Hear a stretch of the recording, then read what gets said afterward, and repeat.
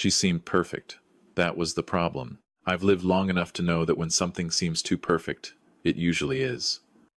My name is Harold Sutherland. I'm 71 years old, retired civil engineer, widower for 6 years, and grandfather to the finest young man I've ever known. My grandson Oliver turned 28 last March, and when he called me the previous autumn to tell me he'd met someone, really met someone, not the casual way young people say it, now, I heard something in his voice I hadn't heard since he was a little boy, showing me his first hockey trophy. Pure, unguarded joy. I should have listened more carefully to the part of me that went quiet when he said her name. Her name was Serena Whitfield. 26 years old, originally from Kelowna, British Columbia, working as a fundraising director for a children's literacy nonprofit in Calgary. Oliver met her at a charity gala his firm had sponsored. He works in commercial real estate development. Same industry I built my career in, though he's done far better than I ever did at his age. She was poised, articulate, the kind of woman who could talk to a room full of strangers and make every single one of them feel like the most interesting person there. Oliver was enchanted from the first conversation. By the time I met her a Sunday dinner at Oliver's condo in November, about 6 weeks after they started dating, she had already met his mother, his aunt, 2 of his closest friends, and apparently charmed every single one of them without effort. My son Marcus, Oliver's father, called me beforehand and said, "Dad, I think she might actually be the one. I know it's early, but you'll see what I mean." I drove to Calgary from my home in Okotoks, and I sat across from Serena Whitfield at Oliver's kitchen table, and I watched her for 3 hours. She was remarkable, I'll give her that. She asked me questions about my career, remembered details I'd mentioned early in the conversation, and wove them back in later, laughed at the right moments, deferred to Oliver in a way that felt genuine rather than performed. She talked about her work at the nonprofit with real passion, or what sounded like real passion. She mentioned growing up in the Okanagan, summers at her family's lake property, a younger sister studying nursing at UBC. I drove home that night, and I couldn't point to a single thing wrong. But I'm a man who has spent 40 years looking at structural plans and finding the flaw that everyone else missed. It's not a skill you turn off, and something about Serena Whitfield felt like a blueprint where the load-bearing calculations were just slightly off. Not enough to catch immediately, enough to matter eventually. I didn't say anything to Oliver. Not then. He was happy in a way I hadn't seen him in years, and I am not the kind of man who poisons happiness with suspicion. I made a note of my feeling the way I used to make notes on a project file, observed, dated, set aside, to be revisited if necessary. It became necessary about 4 months later. Oliver called me on a Thursday evening in early March, voice lighter than usual, and told me that he and Serena had gotten engaged. She'd said yes over dinner at a restaurant in Inglewood that overlooked the Bow River. He was using the word perfect a lot. I told him I was happy for him, because I wanted to be. Anyway, and I asked when they were thinking of getting married. "September," he said. "Serena wants a fall wedding. She has a lot of ideas." She did have a lot of ideas. I learned this over the following weeks as Oliver began relaying them to me. The venue they were considering was a heritage property outside of Canmore, a restored ranch estate that rented for weddings at considerable cost. The catering company Serena preferred was a high-end outfit from Banff that required a minimum spend. The photographer she had her heart set on was booked a year in advance but had a recent cancellation at a price that reflected the good fortune of that availability. By late April, when Oliver sat down to show me the preliminary budget, the number had climbed to $380,000. I looked at that number for a long time. "That's a significant commitment," I said carefully. Oliver nodded, but he was smiling. "Serena says a wedding is something you only do once. She wants it to be right. And how are you planning to cover it?" He hesitated for just a moment, the same hesitation he's had since he was 12 years old, just before he tells me something he's not sure I'll like. Serena mentioned that it might make sense to draw from the family trust. She said with the trust structure, the tax implications of a lump withdrawal would be. Serena mentioned the trust? She was just thinking practically. "She's not," he stopped. "She knows it exists, Dad. Marcus mentioned it at Christmas. The Sutherland Family Trust had existed since 2009. My late wife Eleanor and I established it after the sale of our engineering firm, a decision driven by our estate lawyer and 40 years of watching friends lose generational wealth to poor planning. The trust held just under $90 million in diversified assets, Oliver was a beneficiary. His future children would be beneficiaries. The trust had been structured deliberately so that a spouse acquired through marriage did not automatically gain access or standing. But the trust could be amended. I didn't sleep well that night. I called my estate lawyer, a woman named Patricia Lamb, the following morning. I've worked with Patricia for over 20 years, and she has the particular gift of explaining complex legal realities without making you feel foolish for not having understood them already. Hypothetically, I said, if Oliver were to marry someone, and that person were subsequently added to the trust as a beneficiary, what would that look like in a divorce scenario? There was a brief silence. Harold, has someone asked to be added to the trust? Hypothetically, Patricia. She walked me through it patiently. Depending on how the amendment was structured, a spouse added as a beneficiary before divorce proceedings could potentially claim a share of trust distributions. It would be contested. It would be expensive. It would take years, but the outcome was not guaranteed. The trust had protections, but protections are not the same as certainties. A skilled family law attorney, Patricia said, could argue various positions. The amount of money involved would ensure that skilled family law attorneys were very much available to anyone who wanted one. Make sure nothing changes in that trust document without my review, I said. Of course, Patricia said. Then, after a moment, is Oliver all right? He's happy, I said. I'm hoping it stays that way. I want to be clear about what I did next and why I did it. I did not go looking for reasons to dislike Serena. I did not approach what followed with the goal of ending my grandson's engagement. I went looking for the truth, because the truth is the only thing that actually protects the people you love, and the truth doesn't care whether or not you find it convenient. I started with what she'd told us. Serena said she'd grown up in Kelowna.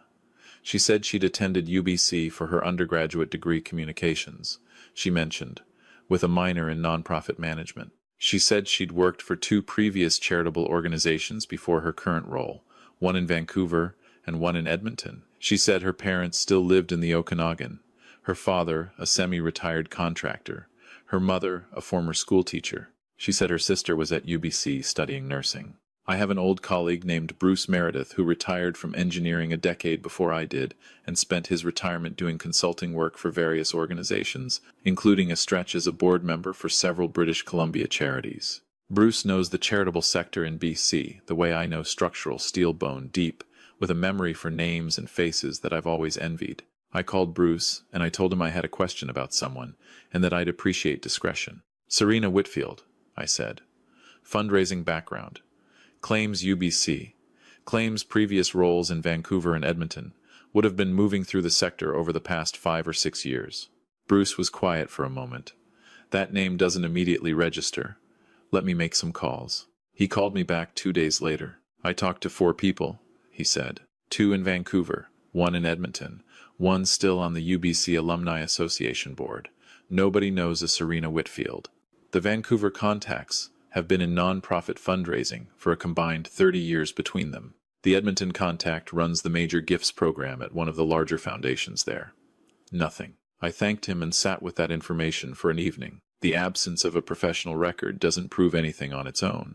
People change careers, work under different names, operate in different networks. But combined with the trust conversation, combined with the feeling I'd had at that first dinner, the load-bearing calculations that didn't quite add up, the absence felt significant. I did something next that I want to be honest about, because it required overcoming some reluctance. I hired someone. Her name is Deanne Okafor, and she runs a small investigative firm in Calgary that specializes in due diligence and background research. I was referred to her by a business associate who'd used her services during an acquisition dispute.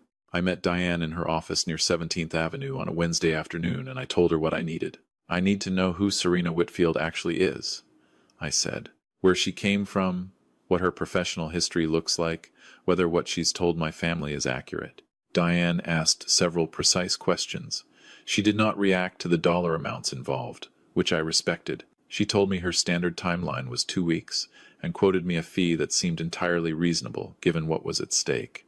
I paid a retainer and went home. Deanne called me 11 days later. Mr. Sutherland, she said, I have some things to go over with you. I'd rather do it in person.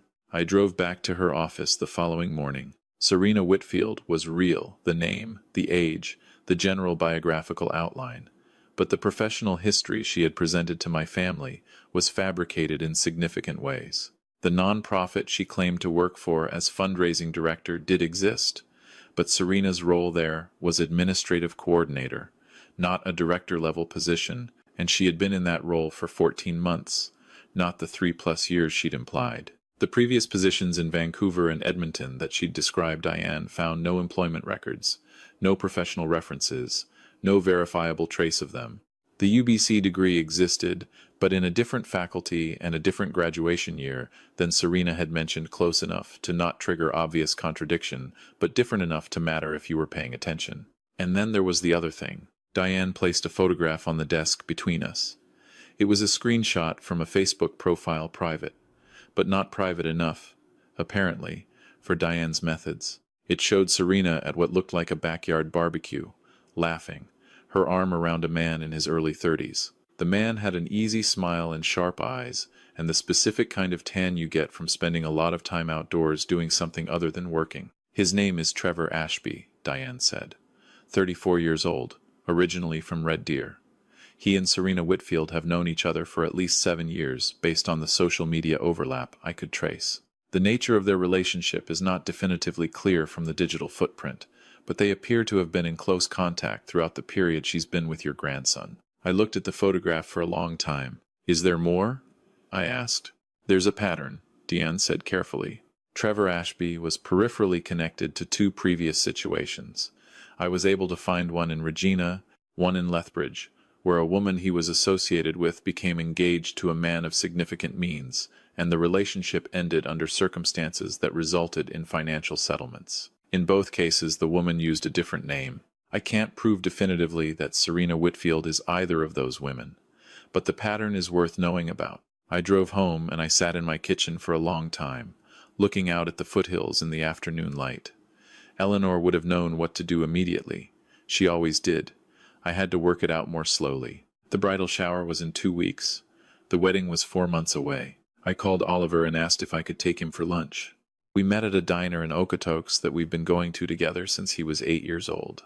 The kind of place where the coffee comes in a mug the size of a small bucket and nobody rushes you. Oliver came in looking the way he always looks when he's happy, slightly too much energy for the room, smiling before he's even sat down. That smile made what I was about to do harder. But I had spent 40 years learning that the hard thing done early is almost always better than the easy thing done late. I didn't tell him everything at once.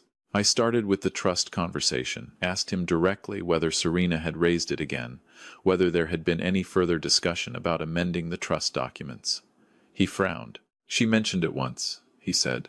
I told her it was complicated, and she let it go. Did she let it go, or did she pause it? He looked at me. What's that supposed to mean? I set Diane's summary on the table between us, not the full report, just the key findings, the professional discrepancies, the UBC details, the photograph of Trevor Ashby. Oliver read it slowly. I watched his face change the way a sky changes before a storm, not all at once, but in stages, the light going different. You hired someone to investigate my fiancé, he said. His voice was very flat. Yes.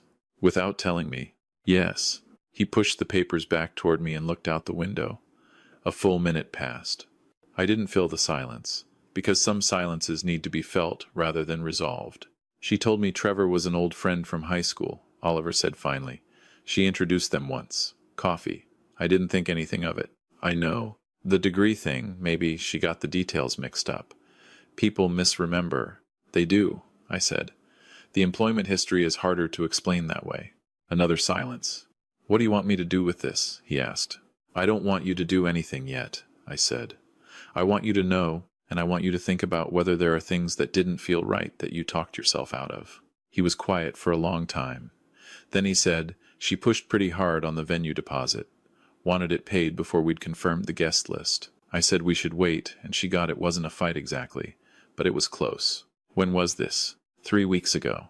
I nodded. We sat there for another 20 minutes drinking terrible coffee and not saying very much, and when Oliver left he hugged me at the door for longer than usual. I drove home and I did not feel the satisfaction I might have expected. Protecting someone from pain doesn't eliminate the pain. It just changes its shape. The bridal shower was a Saturday afternoon event at a private room in a hotel in Calgary. Oliver was not there. Of course, it was Serena's event, organized by a friend of hers named Chelsea, and attended by about 30 women, including Oliver's mother, his aunt, and several of Serena's colleagues from the non-profit. I had no reason to be there and every reason to be somewhere else. But Diane called me that Friday evening. "I have something new," she said. "Trevor Ashby flew into Calgary from Vancouver on Thursday. He's staying at the Delta in the East End. I thought you should know given the timeline." I sat with that for the rest of the evening. The next morning, at 11 o'clock, I drove to that hotel, and I sat in the lobby with a newspaper I wasn't reading. I want to be honest. I wasn't sure what I was doing there or what I expected to accomplish. I am 71 years old, and I am not a confrontational man by nature. I was there because sometimes you need to look a thing directly in the face to understand what it actually is. At 12:40 in the afternoon, Trevor Ashby came out of the elevator. He was exactly as the photograph had suggested, early 30s. Confident posture, the easy movement of someone accustomed to navigating spaces as though they belong in them. He crossed the lobby and sat at the bar off the main entrance. He ordered a beer. He looked at his phone with the particular focused attention of someone waiting for a message. At 1:15, his phone buzzed. He read something, typed a brief response, and put the phone away. He drank the rest of his beer with unhurried calm. I did not approach him. I took several photographs, discreet, from a distance, nothing dramatic, and I left. What I had was a pattern, a report, and a photograph of a man sitting in a hotel bar on a Saturday afternoon. Nothing about any of that constituted proof of a crime. What it constituted was a question. The question was, what does Serena Whitfield intend? I discussed this with Patricia Lamb the following week. Patricia had reviewed Diane's full report, and she was characteristically precise in her assessment. "What you have," she said, "is strong grounds for concern and insufficient grounds for criminal complaint at this stage. If Serena is planning what the pattern suggests she's planning, the plan hasn't been executed yet. Nothing has been taken. Nothing has been forged. A relationship, even one established under false pretenses, is not itself a crime in Canada. What would make it a crime? Fraud. Financial fraud, specifically. If she were to induce Oliver or you to transfer assets based on misrepresentation, that becomes actionable. If trust documents were altered fraudulently, that becomes actionable." Patricia paused. "The most protective thing you can do right now is ensure the trust cannot be amended without a process that makes fraud extremely difficult." We spent an hour on the phone with Patricia, implementing additional safeguards, documentation requirements, mandatory waiting periods, identity verification steps that would apply to any future amendment.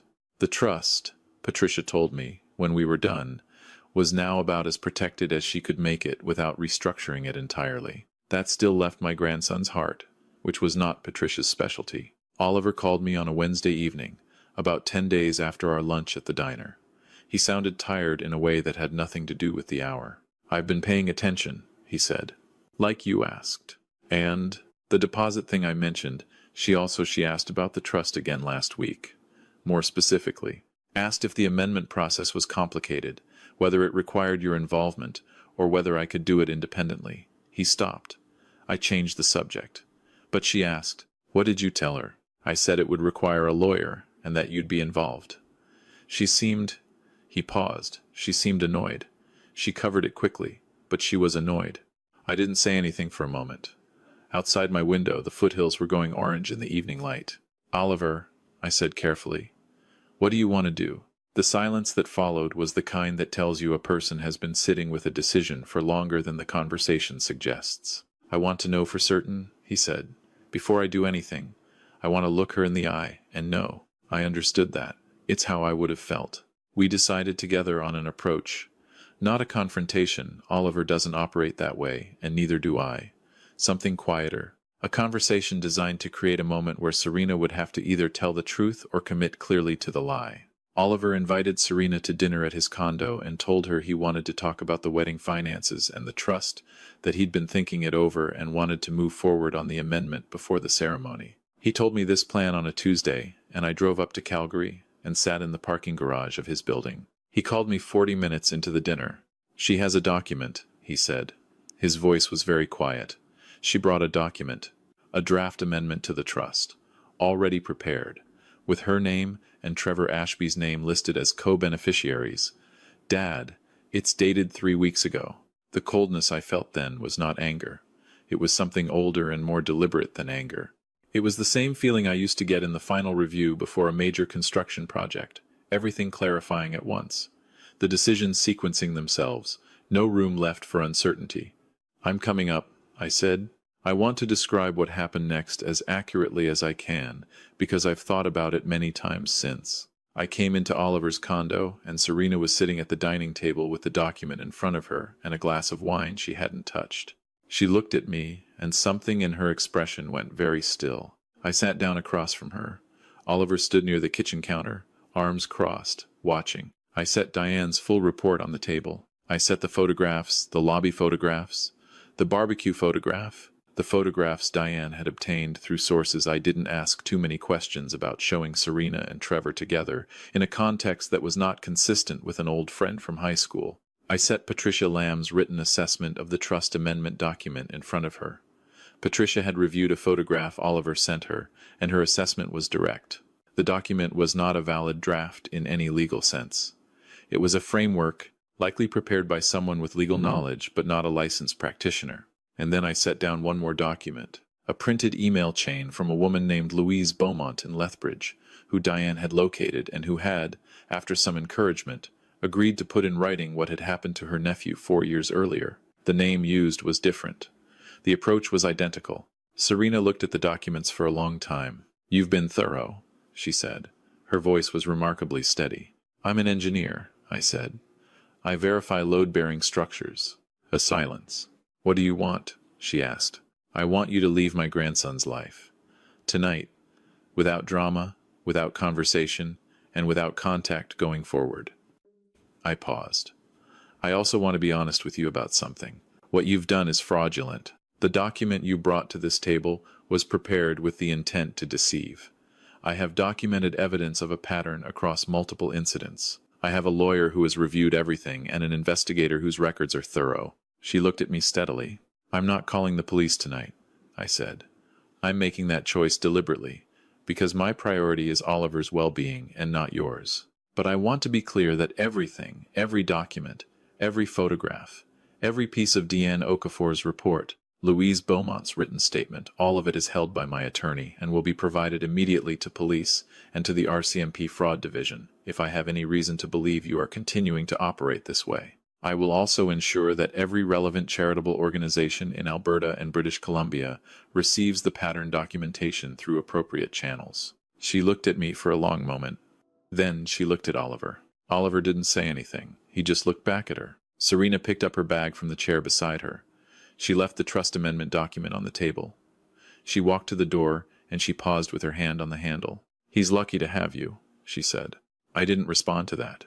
The door closed. Oliver didn't move for almost a minute. Then he walked to the kitchen and filled a glass of water, and drank all of it standing at the sink with his back to me. I waited. When he turned around, his eyes were bright in the particular way that means someone is holding something very carefully together. "I knew," he said. "I think I knew for a while. I just couldn't." "I know," I said. "That's what it's designed to do." He nodded slowly.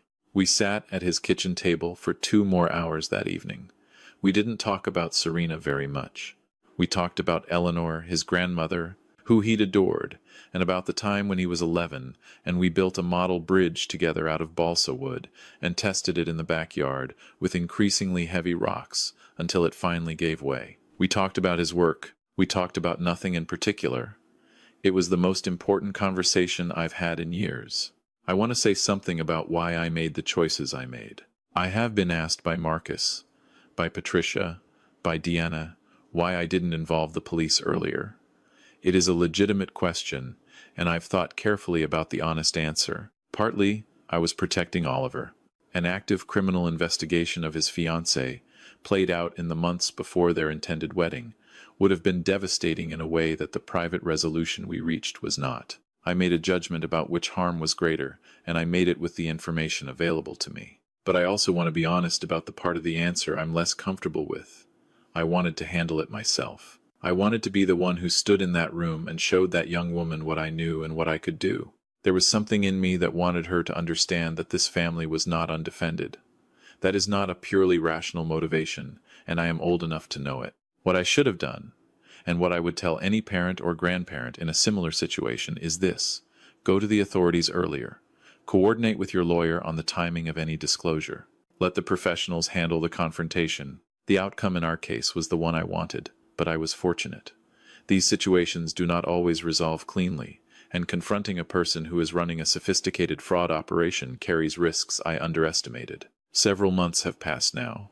Oliver is doing well. He's been spending more time in Okotoks on weekends, and we've gotten back to a kind of easy companionship. I didn't realize I'd been missing while he was consumed by the relationship. He's not ready to talk about meeting anyone new, and I have not suggested he should be. Grief for a relationship, even a relationship built on deception, is still grief. It deserves its own time. Serena Whitfield and Trevor Ashby. I don't know where they are. Diane informed me 3 weeks after the confrontation that both of them had changed residences. Marcus thinks I should have pursued the legal route, and he may be right. Patricia has everything documented, and the file remains open, as she puts it. If it becomes necessary, it will be used. I think about Eleanor a lot these days. She was a sharper judge of people than I've ever been, faster, more intuitive, less reliant on evidence. She would have known something was wrong at that first dinner. She probably would have known before dinner was served. But Eleanor also believed, in a way I've tried to learn from, that the point of protecting people isn't to prove that you saw what others missed.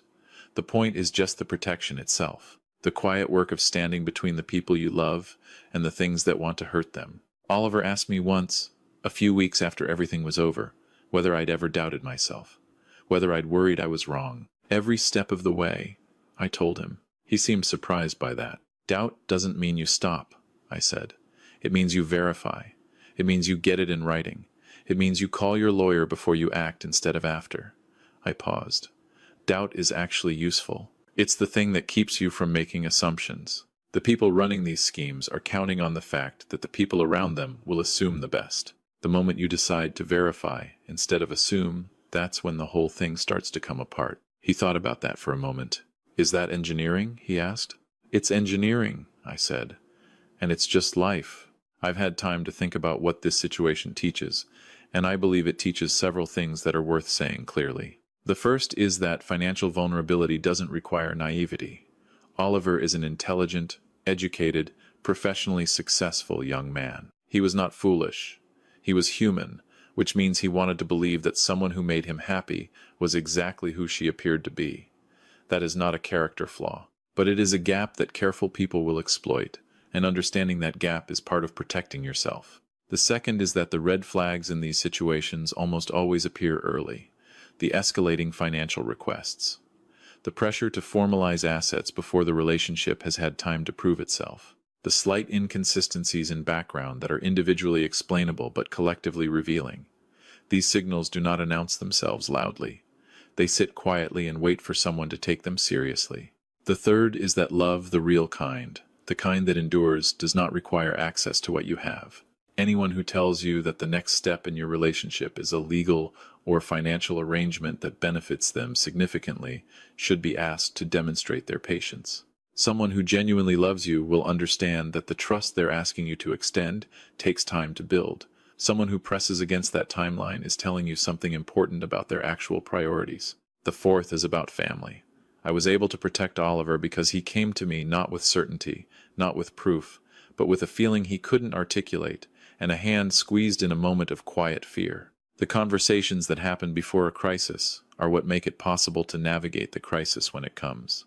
Talk to the people who love you. Let them know you when things are good so they can recognize when something is wrong. And the fifth, get a good lawyer. Get one early. Keep them informed. Trust them. Oliver and I are building another model bridge, larger this time, a proper suspension design, to scale, with real engineering principles applied. We're doing it in the workshop at the back of my property in Okotoks on Saturday afternoons when the weather permits. We haven't yet decided how much weight we're going to try to put on it before we test it to failure, but we'll find out. We always do.